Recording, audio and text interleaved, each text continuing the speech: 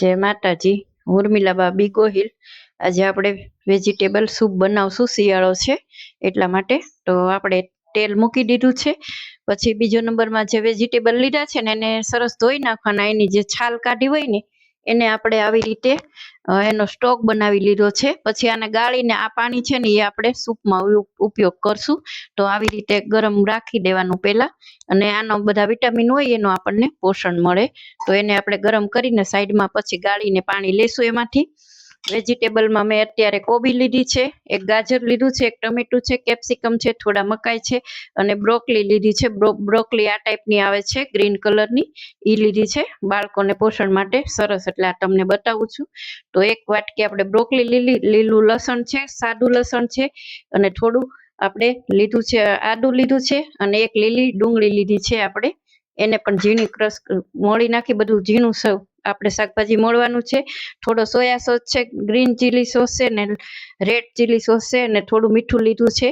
તો આપણે હવે પેલા તેલ ગરમ થઈ ગયું છે, તો એમાં આપણે પેલા કોબી નાખશું અને ગાજર નાખશું।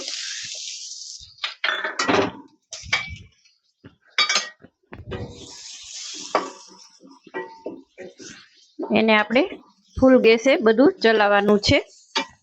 થોડી વાર થાય એટલે આપણે એમાં હવે બ્રોકલી નાખશું અને આપણા મકાઈના દાણા નાખશું। અમેરિકન મકાઈ લીધી છે એ નાખશું। કેપ્સિકમ છે એક નાનું, એ નાખશું। થોડી વાર એને ચલાવશું અને હવે લસણ નાખશું। લસણને આપણે પાછળથી જ નાખીશું, તેલમાં નથી નાખતા। એનો તમને કાચો પાકો ટેસ્ટ સરસ આવશે સૂપમાં, તો આવી રીતે નાખજો। અને હવે આપણે આદું નાખી દેશું, બધું નાખી દેવાનું। થોડી વાર ફૂલ ગેસ રાખી અને આપણે ચલાવવાનું છે। હવે આપણે એક લીલી ડુંગળી નાખી દઈએ, એને પણ આપણે ચલાવશું। ટમેટાને આપણે પાછળથી નાખશું, ટમેટા તો એકદમ ગળેલા જ હોય છે। હવે આમાં આપણે 1 ચમચી મીઠું નાખી અને 5 થી 7 મિનિટ માટે હું ચલાવી લઉં છું, પછી તમને બતાવું છું।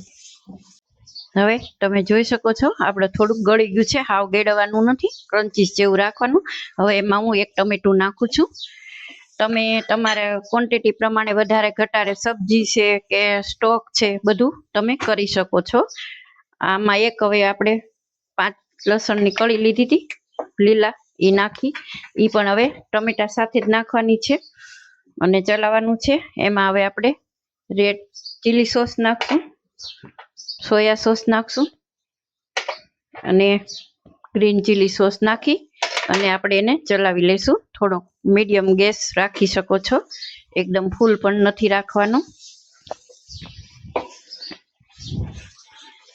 5 મિનિટ એમને ધીમે ધીમે ચડે ત્યાં સુધી આપણે એક કોર્નફ્લોર લેવાનો છે, એક આપણે ચમચી 1.5 ચમચી કોર્નફ્લોર લીધો છે। એમાં આપણે હવે થોડું પાણી નાખી અને ચલાવી નાખશું। એને આપણે હવે તૈયાર કરી અને સાઈડમાં કોર્નફ્લોરને રાખી દઈએ। હવે આપણું આ સ્ટોકમાં આપણે હવે ચડી ગયો છે, એમાં આપણે હવે આ પાણી જે સ્ટોક તમને દેખાડ્યો તો એ મેં ગાળી લીધું છે, એને હવે આપણે એમાં નાખી દઈએ છીએ પહેલા।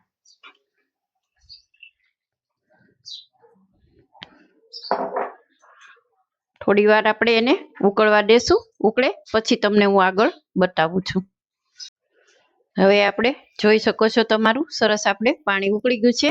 હવે જે કોર્નફ્લોર મેં 1 ચમચી લીધો તો એ હવે આપણે એને સ્લરી પાણી નાખીને બનાવી હતી એ એમાં નાખી દેશું અને આપણે થોડી વાર ઉકાળશું, એટલે આપણો એકદમ સૂપ છે એ સરસ જાડો થઈ જશે અને ઉકળી જાય એટલે પછી તમે જોઈ શકો છો કોર્નફ્લોર નાખ્યો એટલે થોડોક જાડો થવા માંડ્યો છે। થોડી વાર ઉકળશે એટલે સરસ જાડો થઈ જશે। થોડી વાર રહીને તમને હું પછી સર્વ કરીને બતાવું છું। સરસ તૈયાર થઈ ગયો છે, તો તમે બાળકોને પણ દઈ શકો, એ બધું પોષણ આમાં મળે। આપણે આમાં સર્વ કરશું, તમે જોઈ શકો છો કલર પણ સરસ છે અને ટેસ્ટ પણ ખૂબ સરસ આવશે। તો જરૂરથી ટ્રાય કરજો। વરાળિયા ઊંધિયામાં આપણને નિશાબા ચુડાસમા, કીર્તિબા જાડેજા, જલપાબા ગોહિલ, તૃપ્તિબા ઝાલા, જ્યોતિબા ચુડાસમા, વાસુ પટેલ, બધાનો ખૂબ ખૂબ આભાર। એ લોકોને બહુ જ ગમ્યું ઊંધિયું વરાળ્યું। બીજું તમે આ પણ ટેસ્ટ કરી અને કોમેન્ટમાં કહેજો કેવું લાગે છે સૂપ। તો જરૂરથી ટ્રાય કરજો। નવા વિડીયો સાથે મળશું, ત્યાં સુધી ઉર્મિલાબાના બધાને જય માતાજી।